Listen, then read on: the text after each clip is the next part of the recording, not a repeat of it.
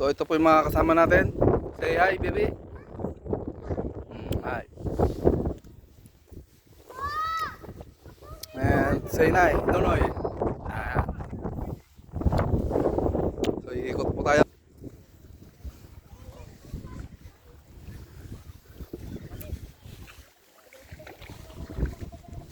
Oh, galing.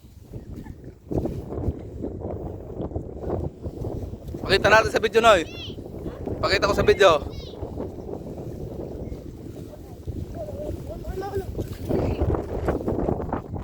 Yeah, good. Galing mo pa manghuli ah.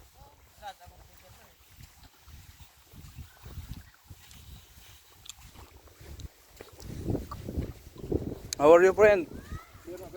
Ah. I walk.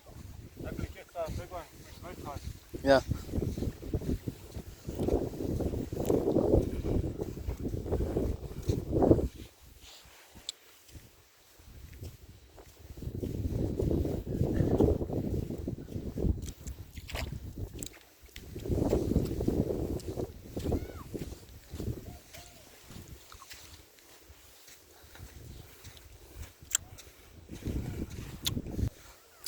Na ito yung maglalakad sa dagat.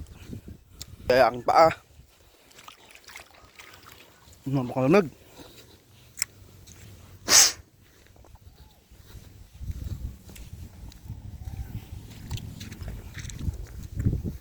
Libreng maligo dito sa dagat.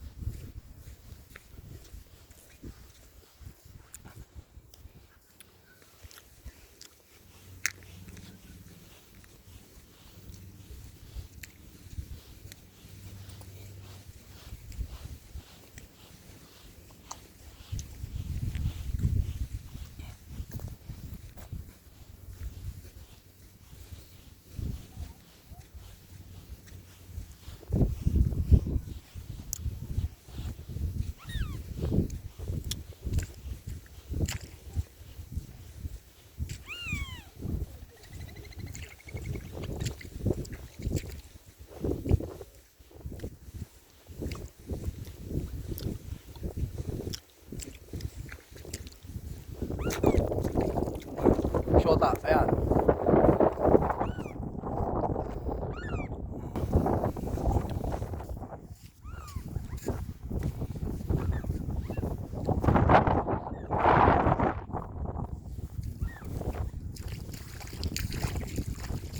Napakalamig dito sa Diyos nila.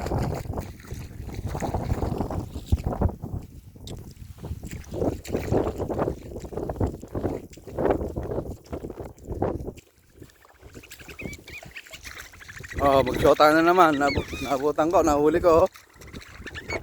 Oh, hindi daw.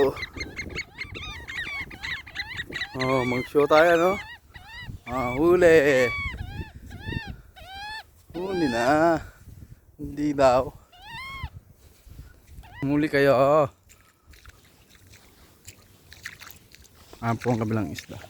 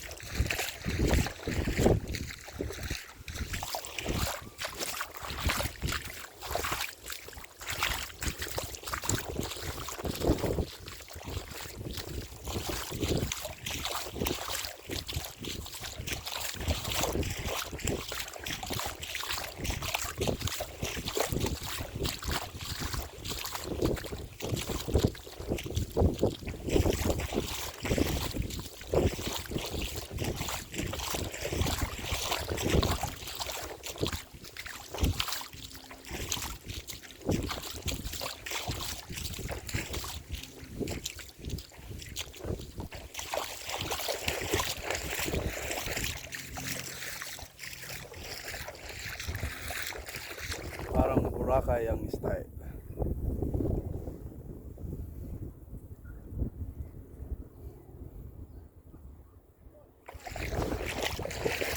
Mahilig kayong kagaya ko sa tour, tara na, huwag nang patumpik-tumpik.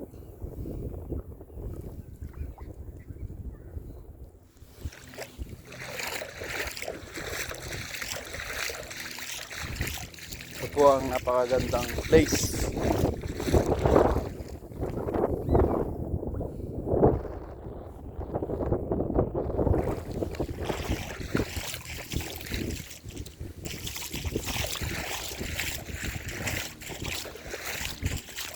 Ngayon po ay araw ng linggo. Ang petsa ngayon September 17.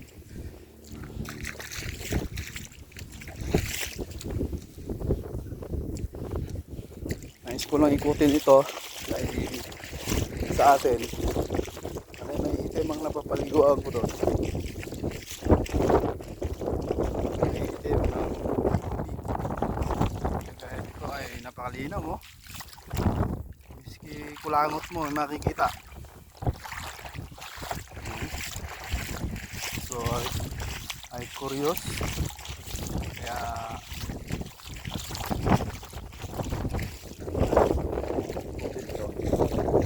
ba napakaganda. Okay. Tignan natin to.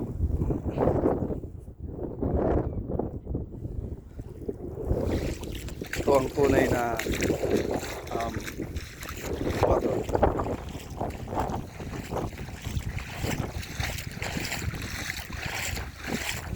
Oh, diba? Ang ganda kaysa mag-parto mo punta ka na lang dito. Meron ka pong makbang natural vitamin. Like example, fresh air, negative iron. Saan makikita? Dito sa Pasigan or Baybayin. At sa atin ay tinatawag na dagat. Baybayin. Sa malalim na Tagalog. Kayo po ba ay nag-i-enjoy sa ating video? Sundan nyo po sa YouTube na sa aking account. Type mo lamang ang aking pangalan sa YouTube at lalabas na ang maraming mga video na aking ina-upload doon. So, hindi po ako mahilig sa F-Reels.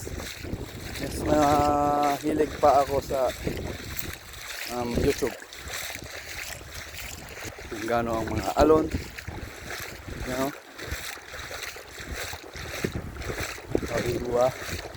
Napakaganda. Saan ka pa? Yung mga alon-alon yan, no? Oh. Yan. Oh, lalaki na din. Oh. Yan ang mga alon.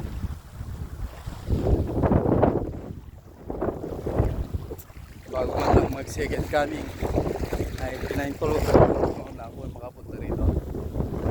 Siyempre na-enjoy ang buhay na hindi tayo sakitin. Sundin lamang nito ang ethos of health. Ano ang ethos of health? New Start. Kung sa acronym New Start, search nyo po sa inyong Google at matik na nalilitaw ang New Start na malalaman nyo na merong ibinigay ang Diyos hindi lang sa moral law kundi sa pangkalahatan pagdating sa kalusugan na 1800 binigay na itong 8 utos na pangkalusugan. So hindi po ako nagbi-video, gumagawa ng video para itaas ang aking sarili, hindi maihayag pa rin ang kalooban ng Diyos Ama na siyang nagbigay ng buhay sa ating lahat. Kaya nga ako ay thankful na sa dami-dami ng tao na nangangarap dito magpunta sa New Zealand ay isa ako sa ipinili ng Diyos na makarating dito. Kaya sa inyo na nangangarap, nais ko din ipapahayag sa inyo ang sinabi ng Panginoon. Walang imposible sa Diyos. Gawin. No? So ako na hindi nakatungtong, tutusin ay mababang tao, walang pera, walang kapagyarihan. Pero pag Diyos ang kasama mo, believe me, niwala ka po sa akin, wala kang talo. Bakit? Nasa iyo na si Jesus, nasa iyo pa ang Holy Spirit, nasa iyo pa ang Diyos Ama. Bakit mo masasabi sa iyong sarili na ikaw ay talo? Anong magagawa ng iba laban sa Diyos? Kaya nga, kung babasahin mo yung mga pangako niya, lalo na sa mga sulat ni Haring David, sa aklat ng 16, ang versikulo ay 1 hanggang patuloy, ay makikita natin doon ang sinabi niya na ang Panginoon ang siyang nagbibigay sa akin ng payo.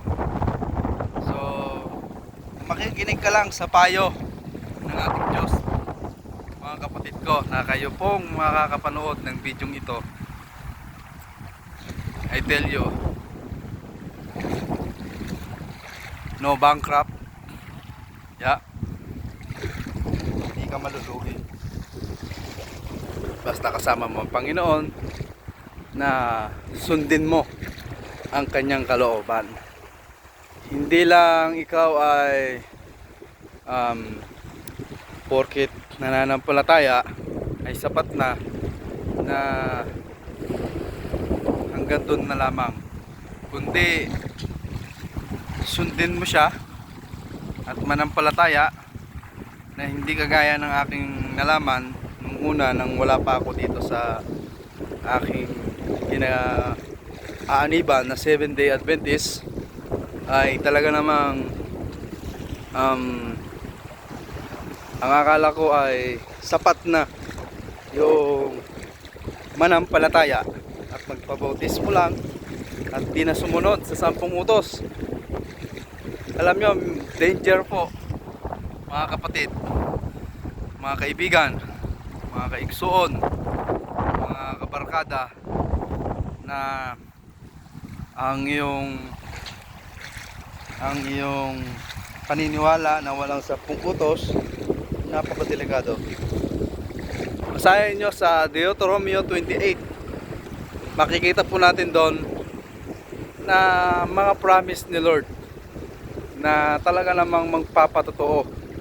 Kagaya po ng inyong lingkod ngayon nasa video ito, na wala po akong yaman, wala po akong maraming pera, pero bakit pinahintulutan niya na ako ay makapunta sa napakagandang lugar na ito, na New Zealand. Maraming nangangarap, mayroong iba na sasawi. Let's try. Huwag po tayong give up. Itong video na to ginawa ko para sa mga tao na gusto pang makilala ang Diyos ng lubusan. Sa aking sarili, hindi ko sinasabing perfect ako. Nagkakamali din ako, mga kasama, na hindi talaga natin maiwasan magkamali. So ayan, gusto ko pa po sa inyo ipatunghay ang lugar dito sa New Zealand. So sana hindi lang kayo na-enjoy sa video, kundi kayo ay makakakuha ng aral sa akin mga sinasabi. Pagamat ang inyong lingkod ay may kahinaan din, huwag nyo pukusan. Sabi ng Bible sa Hebreo 12 verse 1 to 2, look unto Jesus. So pag sinabing na tumingin lamang sa Panginoon, siya ang tignan mo. Huwag yung mga tao kagaya natin, human being, na talagang nagkakamali. So pag tinignan mo ang tao, lalo na sa simbahan, talaga namang madidismaya ka. Alam naman natin na ang kaaway sa Satanas gumagawa. Anong gumagawa? Gumagawa kahit ikaw ay what the call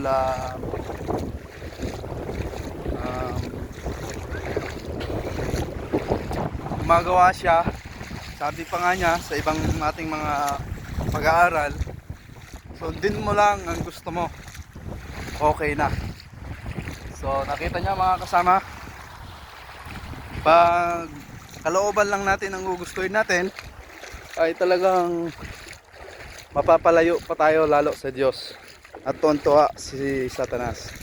Kaya lagi po tayong connected sa Panginoon, manalangin, mag-worship. Although nadadapa, bangon, yun ang aking ma-share sa inyo. Bagamat ako din ay mahina, hindi lahat ng pagkakataon ano.